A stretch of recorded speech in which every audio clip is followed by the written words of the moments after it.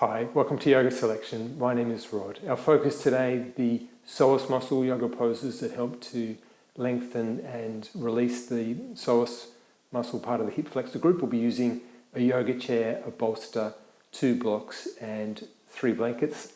Let's get straight into that region of the body. So psoas muscle joining the lower back with the thigh bones in this hip flexor region of the body. We're going to start with Virabhadrasana 1, obviously a really good pose for strengthening the legs. Sometimes we need to make sure that it's not too much pushing into the lower back. But we're going to see today if we can emphasize the actions in the pose that really bring some length to these hip flexor areas here, at the front of the pelvis and running down into the front thigh quadriceps area. So we'll start using the wall. We'll bring our right toes just lightly touching the wall. Sometimes in Iyengar Yoga we place the ball of the foot up the wall, but today foot flat to the floor, toes lightly touching the wall. Fingertips to the wall, not the palms flat, just the fingertips, and then step the left foot back. Take your time to get the full distance there between the feet. Today we'll emphasize the pelvis turning to face directly ahead towards the wall. That might mean that for some of you the back heel is lifting a little off the floor. The foot also will turn a little more straight in this particular variation of the pose of Virabhadrasana 1. But let's head there now. We'll bend the front leg. And let's give priority today, as we sink our hips down, to the back leg remaining straight.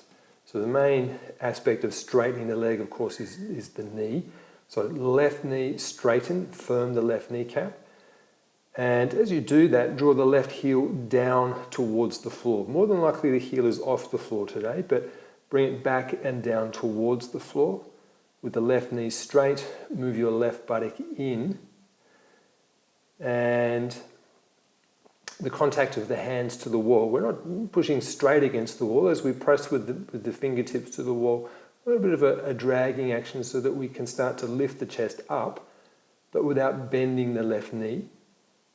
And we lift not just the chest, but the front of the pelvis up as we start to adjust the pose in that way. Feel how you can intensify that sensation, that opening sensation at the front of the left hip. So the left buttock moves in without the left knee bending. The left sitting bone as well, let it tuck under towards the wall. So that left sitting bone points more directly down at the floor beneath as opposed to slanting back towards the heel. Again though, without the knee bending. All right, and then release and come up. And we'll change the feet. Right foot back, left toes to the wall. Bring the front of the pelvis to face directly ahead, our target area. The front of, on this side, the right hip. And that area running down into the front of the right thigh. Of course, the pose strengthens the left leg as we bend it. So right knee straight, right heel back and down, and the right buttock in. And then each of the next points revolving around that point of keeping the right knee straight. Right knee straight and lift the chest up. Right knee straight, lift the chest and the front of the pelvis up. Right knee straight and move the right sitting bone under. You can point it more directly down at the floor beneath with the fingertips dragging the wall in a downward direction so that the chest, the front of the pelvis, even the front of the thigh lifting up but keeping the knee straight and the right heel drawing back and down. All right, and then release. So for many of you, you'll be able to access the psoas area just from those actions that we were working with. But let's really emphasize it now. Let's have our chair within reach and a block. Maybe we'll set the block up first of all. So we'll just come, as we just did there, the right toes to the wall. Step your left foot back and establish the distance that you need for the pose, as if you're going to repeat the variation that we just did. But then take note of where the back heel is, because we're going to place a block in that section of the mat where the back heel has been. It's going to give you something firm, something concrete to press down onto with the back heel. The back heel will be a little off the floor, and then you've got the block there to press down into. The other adjustment we'll make to the pose, we're going to raise the level, the height of the front foot by using a chair. So we're going to place the back of the chair right up against the wall. Make sure that you've got the chair in the middle of the mat, and make sure that you've got the block in the middle of the mat. We're going to place our front foot first, and then we'll carefully step hop the back foot onto the block. For your balance, fingertips to the wall. Step your right foot up into the center of the chair, literally into the center of the chair. Have the whole foot central on the seat of the chair. And then, just taking care in little steps, little hopping actions, we'll bring the left heel back and onto the block. Look to the screen if you're not sure. And then fingertips to the wall, and we just allow the hips to move forwards and downwards so that the knee starts to sit more directly over the ankle. If the knee is pushing past the ankle, it may be an indication that you need to move the block back and take more distance between the feet. So we've moved our hips forwards and downwards. That's a starting point to getting into the front of the left hip. And now we straighten the left knee, press firmly down onto the block with the heel, and we move the left buttock in. Now to access the psoas still further, we need to lunge more. So we can take more weight with the fingertips, take more weight with the right heel, but see if you can release the right quadricep. Start from the knee first of all. Release the muscle there close to the knee, and the knee moves closer to the wall. And work your way down the quadriceps. That mid-thigh area, soften there, the pelvis descends. But the real key area, the groin crease, where that inner adductor area joins into the pelvis. Soften, release there, and you'll find the hips, they don't just move down, but they move forwards and down. But without bending the left knee. Left knee straight, left heel pressed down onto the block, left buttock in. And with the fingertips at shoulder height, just a little bit of a dragging action so that we can lift the chest up. As the chest lifts, turn the left outer hip forwards. Again, just make sure that the left knee is remaining straight. Okay, and then release, and we'll change the feet over. Right heel back onto the block. Left foot up onto the seat of the chair. And then bend the left knee. The pelvis, it moves forwards and downwards. That's a good starting point. It might start to open the front of the right hip. But to really zone in on that area, target that area, more firmly press the heel onto the block, straighten the right knee, move the right buttock in, and then start to release more of the left quadriceps, as we did on that first side. Release initially closer to the knee, the muscle there, front thigh area, close to the knee moves towards the wall, the shin might even start to angle a little in that direction. Work your way down the thigh muscle, mid-thigh, soften there, the hips release down. And then the important area in the groin crease there, inner groin crease, release, relax, the pelvis moves forwards and downwards. So long as we keep the right knee straight, it starts to work into that psoas area. And lifting the chest, lifting the front of the pelvis, but keeping the right knee straight. Ensure that the right outer hip stays forwards, so that the pelvis is facing directly ahead. All right, and then we'll release, and we'll come up. Let's remove the chair and the block. And now, you might have a hard floor surface. We're going to be placing our back knee to the floor. Potentially you'll need some padding there. You can place a blanket down like so. We're going to have our front foot, as we've just had it there, to the wall. Make sure that you've left enough room here for your back foot to be on your yoga mat. So the blanket is just for padding for the back knee. Make sure it's not getting in the way of your back foot.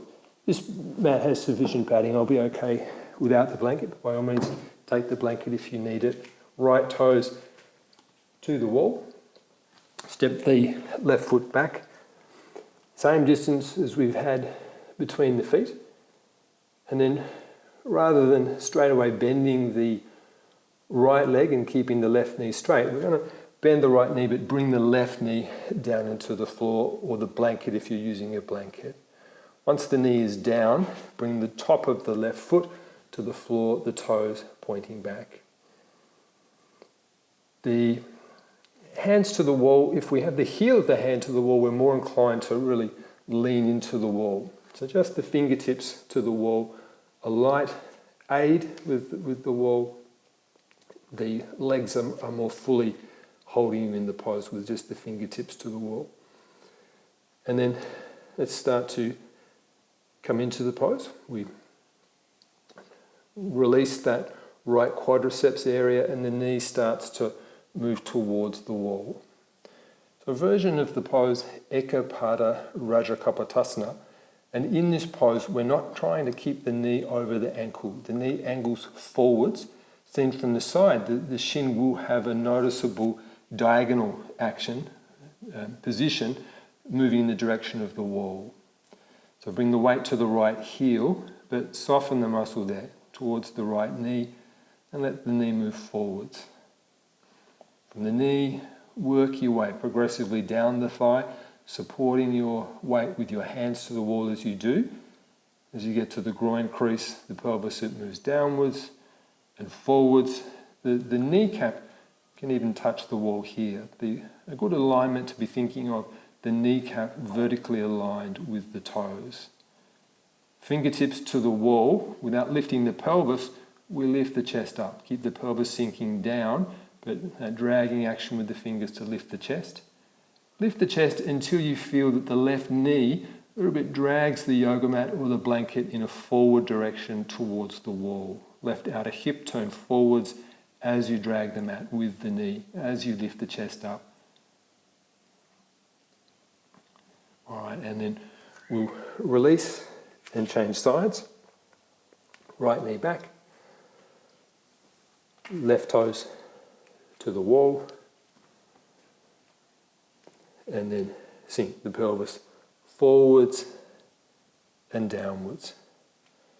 The knee, allow it to move towards the wall. Let the shin angle forwards. Let the groin crease soften, release. Make sure that the left heel stays to the floor. But relax, release the left quadriceps. With the fingers to the wall, lift the chest up. Lift the chest up. The front of the right hip up. Move the right sitting bone under towards the wall. A bit of a dragging action with the knee. It's not the knee dragging, it's more the knee following the lead of the chest. The chest lifts, and the chest lifts to the point where the knee just naturally starts to drag a little on the yoga mat. Right outer hip turn forwards. All right, and then we'll release. Let's stay with that action. We'll turn it around the other way and bring our chair back into position. So we'll have the front of the chair facing us. Have the chair up towards the far end of the yoga mat. And then we'll move the chair, so just to get our right and left configuration clear, right and left when your back is to the wall and you're facing out towards the center of the room, we're going to move the chair across to the left side of the mat. So I've got the feet of the chair in the center of the mat, facing outwards, the chair is across to the left. I'm just going to move the chair back a little bit because I want to align the foot of the chair here with my inner heel. So place the right foot beside the chair, bring the chair in so it actually touches the inner heel. And then we can use the seat of the chair as a support with our hands as we bring the left knee down onto the floor. Make sure you start with the same distance you've had for the previous variations. So you can come with Virabhadrasana one distance first, then bring the knee down. And again, if you've got a hard floor, the blanket may be necessary here. for the left knee. If you're using a blanket, try to have a flat blanket. Try not to fold it up. We don't want to elevate the left knee, just to give it some cushioning. And then both hands to the seat of the chair. Try to avoid this action of leaning forwards with the elbows and the forearms. If we're leaning the chest forwards, we're not going to target as effectively the hip flexor and psoas region. So that comes more from keeping the shoulders back over the hips. The hands firmly pressed down, and it allows us to then release that right knee forwards, working our way down to the mid-thigh. As we've been doing, right into the groin crease, let the right quadriceps of the front leg release and relax. Hips move forwards and downwards. We've got the hands onto the seat of the chair, and we can press against the chair to lift the chest up. Let the hips sink forwards and downwards, but lift the chest up. Chest lifts up, front of the left hip lifts up, the left sitting bone tucks under. Again, that little bit of a dragging action with the left knee towards the chair.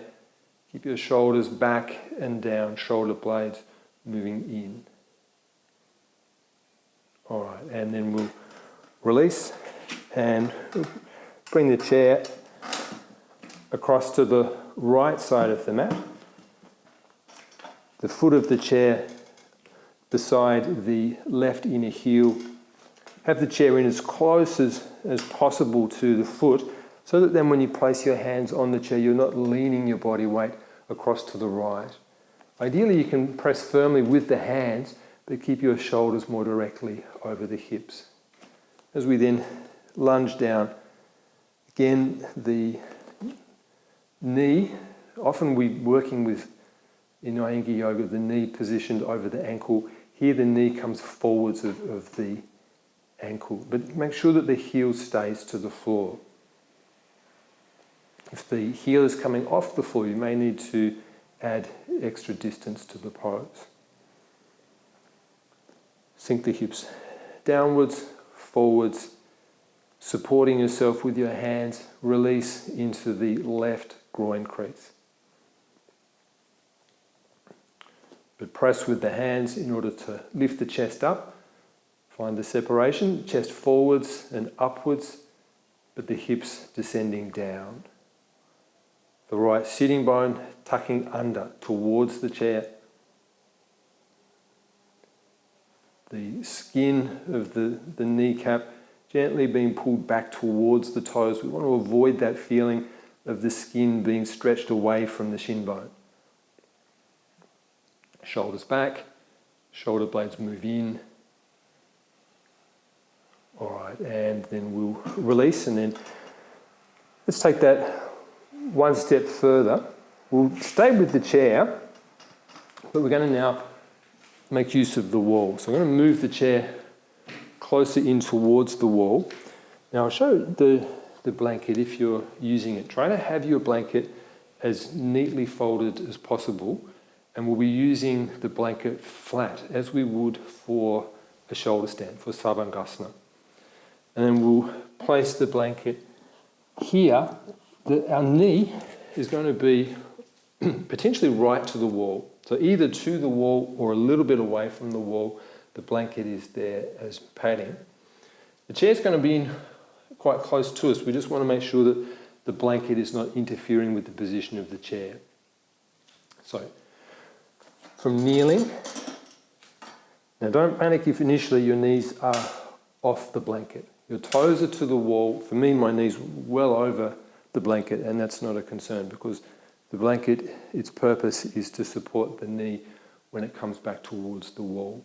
To get the chair ready, first of all, bring the chair in as close as possible so that the seat of the chair is touching the pubic bone. If you look down, the legs of the chair are level to the knees. And then we're going to move the chair across to the left so that the foot of the chair is sitting directly in between the knees. Now it's going to be our left knee that's going to come back first. So we need to lean forward so I can keep one hand on the seat of the chair, The other hand can come to the floor, and then we'll slide the left knee back towards the wall. Now you can choose, the knee can either be right up against the wall, more intense, or you can leave a little bit of a gap with the knee away from the wall. And if the psoas is a tighter area, you might need the gap, but often a pose that you'll be regularly including in your practice, so you might find that over time the knee can come right the way back to the wall. Then we bring both of the hands to the seat of the chair so that we can then bring the right inner heel beside the foot of the chair. You then got both hands onto the seat of the chair. The arms are going to control the pose here. So we want to be able to relax the right quadriceps and move the hips downwards and forwards, as we've been doing. That lunging action, you'll probably find that now you're getting that stretch not just into the hip flexor psoas area, but into the belly of the quadriceps as well. So it might be more that mid-thigh area for others. The stretch will be coming even closer to the knee. But the arms give you good amount of control as to how deeply you come into the pose. You might find that as you stay, you can start to open more fully into the pose. Make sure that the right heel stays down. Relax the right knee. Relax the mid-thigh. Relax the groin crease, hips forwards and downwards. Hips forwards and downwards, but the chest lift up. Keep the shoulders back more directly over the hips and lifting the chest up as you look directly ahead.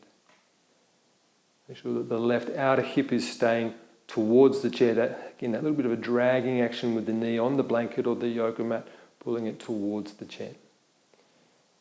All right, and then we'll release, coming back to kneeling with both toes to the wall. And we'll bring the chair across to the other side so that the foot of the chair is beside the right inner kneecap. And then we bring the right forearm to the seat, left hand to the floor, leaning forward so that we can bring the knee back to the wall, the shin in contact with the wall, the toes pointing up the wall. And then we can bring the left hand onto the seat of the chair. We lean across a little to the right to get the weight off that left knee. And then we can place the left inner heel beside the foot of the chair. I've got the hands onto the seat of the chair, elbows partially bent. We press down with the hands as we lunge forwards, releasing the left quadriceps. So pelvis forwards, downwards, shoulders back, shoulder blades in, and the chest lifting up as the pelvis descends. Keep the right outer hip turned forwards, sinking down, releasing the left quadriceps, but lifting the chest up. All right, and then we'll release, and let's put the chair off to the side. And we'll take our bolster and let's have a blanket, a half-fold blanket, which we'll use for our head. We're going to be lying back over the bolster. We're going to use a block. We'll place the block here and we'll begin in Dandasana.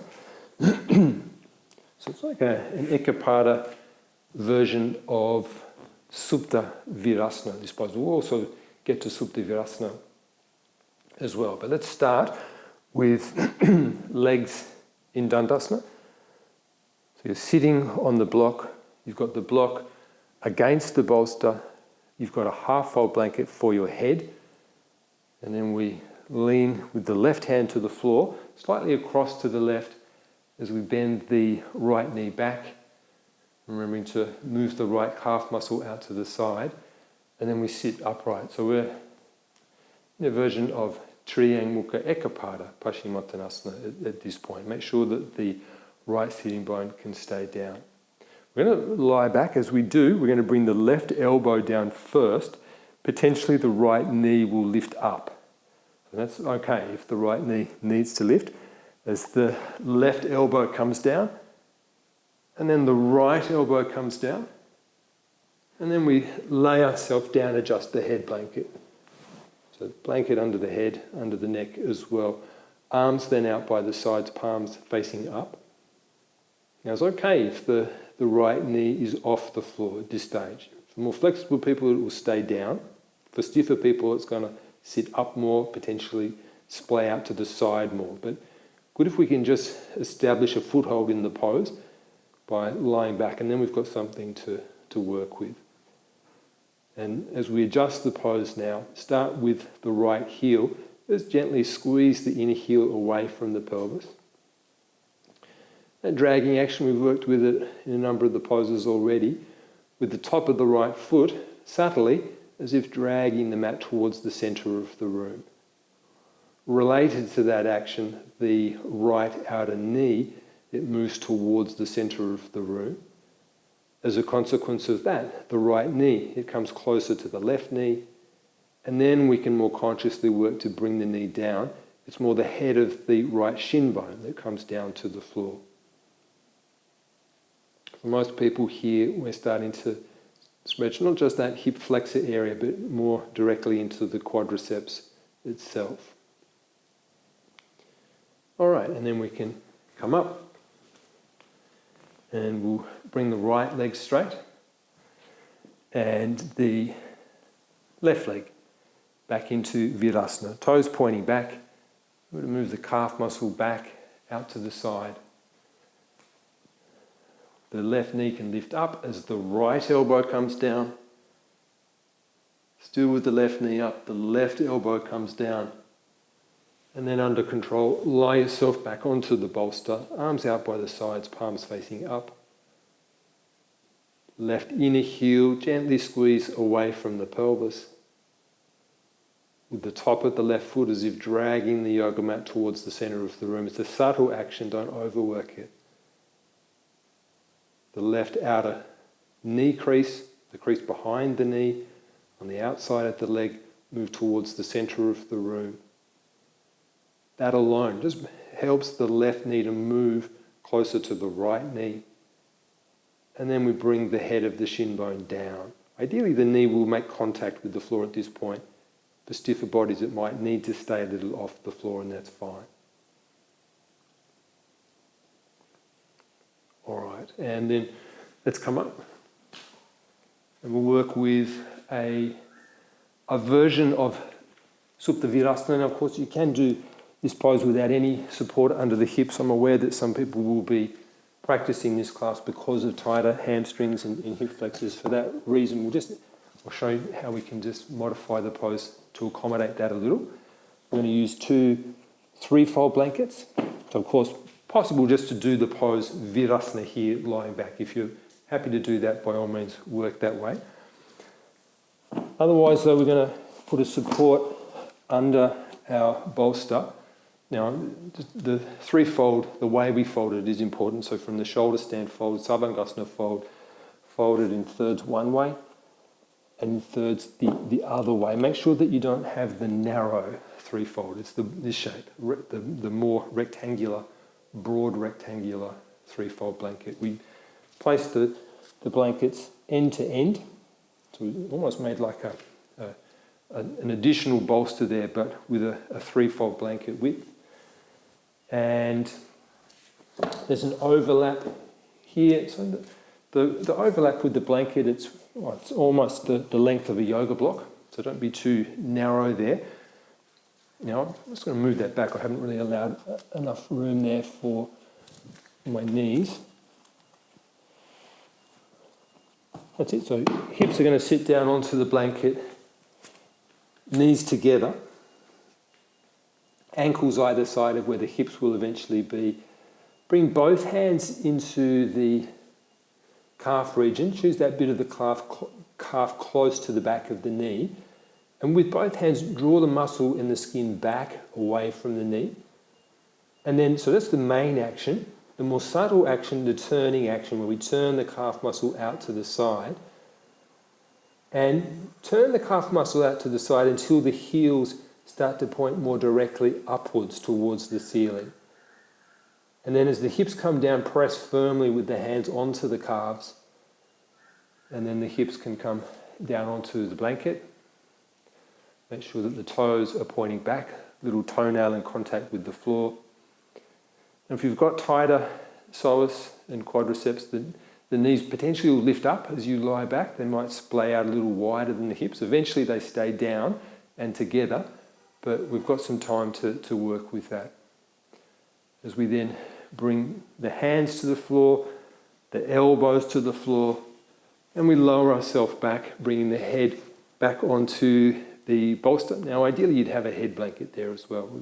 That third blanket we can use as a head support. Ideally the head isn't hanging back. We won't be staying here for too long today. The inner heels, move them away from the hips. The outer knee creases, move them towards the center of the room. But an important action in this pose with the knees together, important that the tailbone can tuck under. So that's really our first priority, tailbone tucking under. And in order for there to be space for the tailbone to tuck under, the inner groins, just a little, they move towards the inner knees. And that just gives you some space to work with in the pose. Tailbone tuck under, inner groin to inner knee. And then once we've created that space, then we can come back to that action of the heels squeezing away from the hips, the outer knees lengthening towards the center of the room. That action eventually brings the knees right the way together. When the flexibility in the hip flexor and quad region allows that, over time the knees will come together, and then we can press the head of each shin bone down, but still checking that the tailbone tucks under. The chest is lifting up. All right, and then let's come up. And we'll just briefly, we'll move the blanket out of the way so that there's room. We'll briefly come to Virasana forwards just to release the lower back. So big toes together, knees apart, and walking the hands out and letting the forehead release down towards the floor. All right, and then let's continue. We've already folded our blankets into threefold, and that's often an ideal support for the next variation of Ekapada Rajakapotasana, the pigeon pose. So we're going to have one blanket, potentially two blankets we may need for placing under the hip of the front leg. The blankets, when you need to use them, will need to be within reach of the hands. So, and initially the right hand, so we've got the blanket there beside the mat, up the far end of the mat to the right side of the mat. And then we'll come into the pose from downward facing dog pose. So just use that as your starting point, Ardha Mukha Svanasana.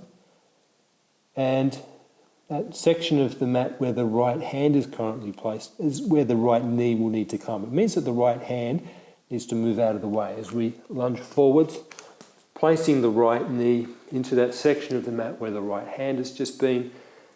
Make sure that the shin bone here is on a 45-degree angle relative to the end of the mat, and that the right knee is slightly wider than the right hip. So the knee comes out further, out towards the side of the mat. You're not keeping the knee directly in front of the hip in this pose. Then with your hands to the floor, try walking your hands back or adjacent to your pelvis and allow the hips to descend. For the hips to descend, the right knee needs to soften. It can't push down against the floor. Let the right knee soften, let the right buttock loosen its grip, and then the right hip socket can sink down without the left hip lifting up. Now, if your hips are not level, if the left hip is higher than the right hip, you'll need to put that blanket or both blankets under the sitting bone of the right leg. And then with the hands, We're lifting the chest whilst allowing the pelvis to sink downwards towards the floor. With both hands, particularly the left hand, as if dragging the floor back towards the wall behind you. And feel how it just helps that left knee a little bit to drag the floor in a forward direction. So that we can start to, in addition to the stretching sensation associated with the right glute, feel more of an opening to the front of the left hip and the psoas area. And you may be getting a hint of that as the chest lifts and the shoulders roll back, but the way that we can really maximize that opening is by bending the left knee. So we'll first of all tuck the left toes under, and it starts that process of bending the left leg, and then we'll reach back with the left hand and hold the left ankle. We're holding the ankle from the outside, the thumb points down the leg, and again we're relaxing the right knee, the right side of the pelvis sinks down, but now also the left knee. Make sure it's not pushing down into the floor. Let it rest to the floor so that the left hip socket can descend, and then lifting the chest up. That bit of a dragging action with the left quadriceps and knee, pulling the mat towards the center of the room. Relax the back of the left thigh. We can just a little bit bend the elbow and move the ankle in closer to the body if there's some space to do so. Left chest lift upwards and move forwards. All right, and then we'll release and we'll change sides. Bring the blanket, if you're using it, across to the left side of the mat. And then we'll lunge the left leg forwards, knee wider than the hip, shin 45-degree angle relative to the end of the mat. Walk the hands back, hips descend down, and the chest lift up. Relax the left knee, release the left buttock, the right inner groin turn up, the right buttock away from the left buttock, with the hands as you're dragging the floor back towards the space behind you. That right kneecap skin being pulled gently towards the foot. And press the top of the foot, top of the back foot, the right foot down. See if you can lift the kneecap off the floor. Right kneecap lift off the floor, but the pelvis descend down to the floor. Chest lift, shoulders back. See if we can make the pose focus towards the front of the right hip, in that hip flexor region. And then to get more deeply into that psoas area, we'll bend the right leg up, reach back and take hold of the ankle area. Of course, if you're not capable of reaching the foot directly, you can always use a belt. In this particular version of the pose where we focus on the psoas as opposed to the deeper back bend, we've got the thumb turned down and the hand holding from the outer ankle side. Lift the chest, turn the right chest forwards.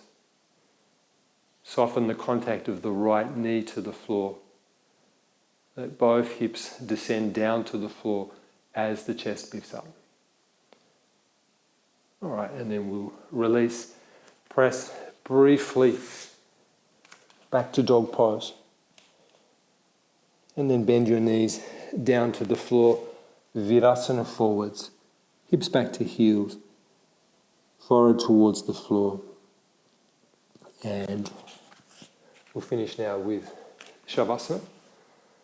Half fold blanket for your head. Just place the bolster into that region of the body where we've been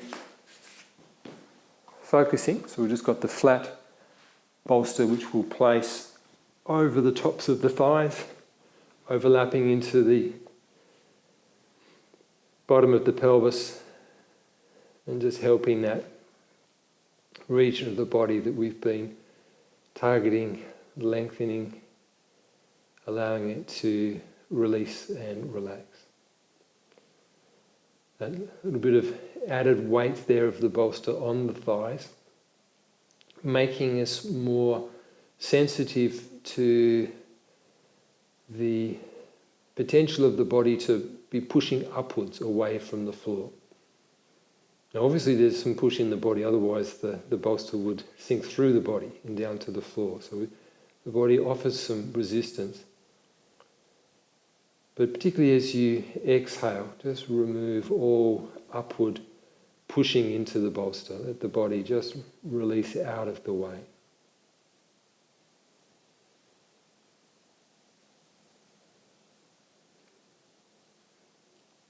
Once you've found that sensation, stabilized it with the exhalation, look for it additionally with the inhalation, so that as you breathe in, removing that tendency for the body to push upwards away from the floor. Of course, the chest will inflate, spread out and lift up gently, but not the thighs. Thighs and the bolster releasing down. Thighs, the bolster, the back of the pelvis releasing down as you breathe in and as you breathe out. Smooth, soft inhalation. Smooth, soft exhalation.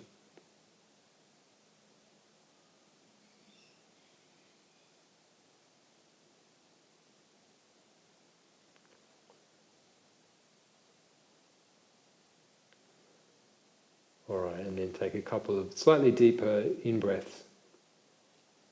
And then with your hands you can remove that bolster, bend your knees, hands across your chest or abdomen, eyes open, and roll to the side. Come up as you're ready. Thank you for practicing with Yoga Selection.